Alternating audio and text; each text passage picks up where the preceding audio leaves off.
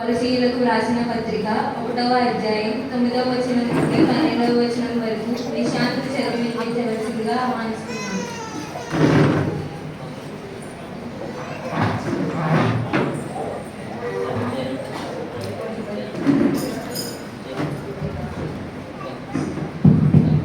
Sunday school Sunday కొరకు ఏర్పాటు చేయబడిన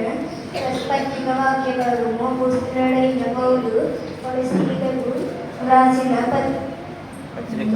కొలసీయులకు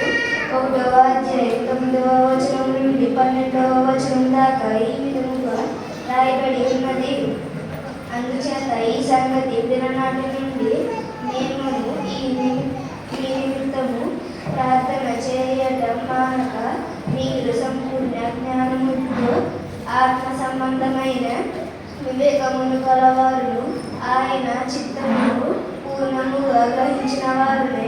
ప్రతి సత్కార్యములో సఫలులగుచు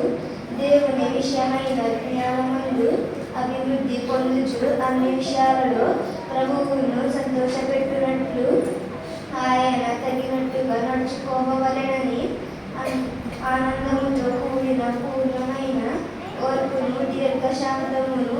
కనుపరించినట్లు ఆయన మహిమ శక్తిని బట్టి సంపూర్ణ బలముతో బలపరచబడవలెనని